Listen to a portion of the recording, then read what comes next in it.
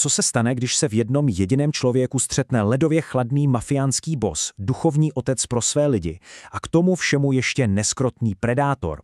V dnešním rozboru se ponoříme přesně do takového fascinujícího a neuvěřitelně komplexního charakteru. Do postavy, která v sobě stělesňuje opravdu hluboké kulturní a historické síly. A přesně tady to celé začíná. Tohle jsou slova ústřední postavy, Castiela. A hned nám ukazují jeho naprostou podstatu, jeho víru v absolutní nespochybnitelnou autoritu. Všechno, co uvidíme dál, vlastně vychází z tohoto jednoho neotřesitelného základu. No a to nás přivádí k té klíčové otázce, že? Jak se tyhle, na první pohled naprosto neslučitelné identity, můžou proplétat a vytvořit takhle rozporuplnou bytost? Pojďme ho společně rozebrat. Vrstvu po vrstvě. Začneme tou první a asi nejviditelnější tváří Castielovy identity. Je to zločinec, muž, který operuje naprosto mimo běžné zákony a řídí se svým vlastním, naprosto nekompromisním kodexem. Tenhle tříslovní rozkaz z příběhu dokonale shrnuje jeho styl. Je to čistá, chladnokrevná efektivita. Víte, žádný prostor pro nějaké emoce, žádné pochybnosti, jenom pragmatická brutalita, která jasně definuje jeho roli mafiánského bose. Castielova postava má ale pevný základ v reálném světě.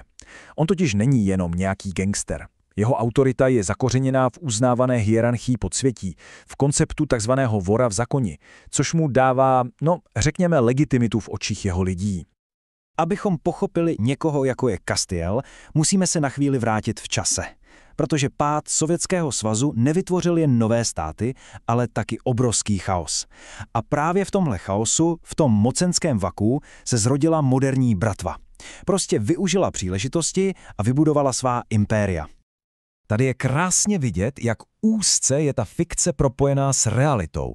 Příběh využívá zdokumentované metody postsovětského organizovaného zločinu. Ten bar Blue Sky, to není jenom bar, je to operační základna. A společnost Ivany Novaka, to není jen firma, je to pračka na peníze.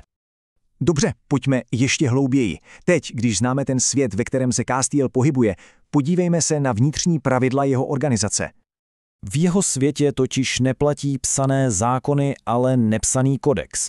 Absolutní poslušnost, neochvějná lojalita a pocit sounáležitosti, který je přirovnáván ke smečce. Vůdce tady není jen šéf, je to ochránce.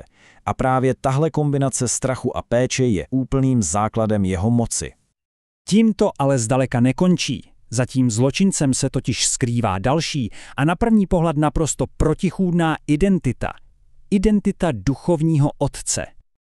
Tady slyšíme tu nevěřicnou reakci druhé hlavní postavy, Deana. Jeho otázka dokonale vystihuje, jak absurdní celá ta situace je. Jak může být šéf mafie zároveň oslovován jako tatínek?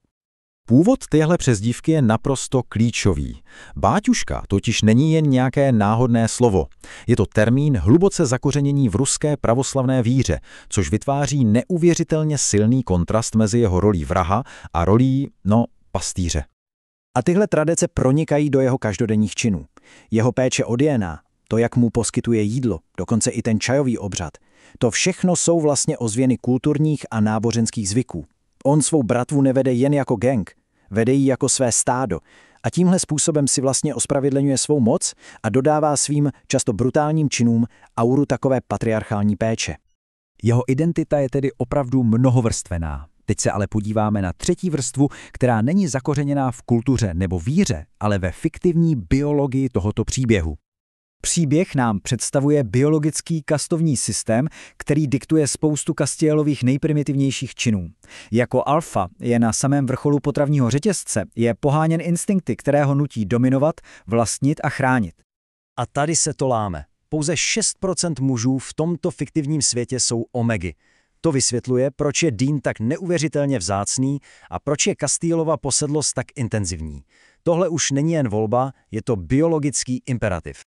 Tahle syrová, skoro až animální slova odhalují tu predátorskou podstatu jeho alfa instinktů. V takových chvílích ty kulturní a duchovní nánosy prostě mizí. Zůstává jen biologická nutnost, která ho žene k tomu, aby si nárokoval svého partnera, a která je často v přímém rozporu s rolí chladného bose i starostlivého otce. A teď spojíme všechny tyhle nitky dohromady, abychom pochopili celkový obraz této postavy. V samém jádru je to vor v zakoně. Chladný, vypočítavý vůdce bratvy, který bez jediného zaváhání eliminuje jakoukoliv hrozbu. Zároveň je to ale duchovní otec.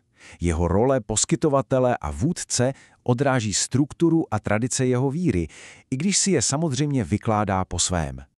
A konečně je to bytost ovládaná fiktivní biologií. Predátor, jehož nejhlubší půdy ho nutí k dominanci a vlastnictví, a to často v rozporu s jeho vlastní racionální myslí.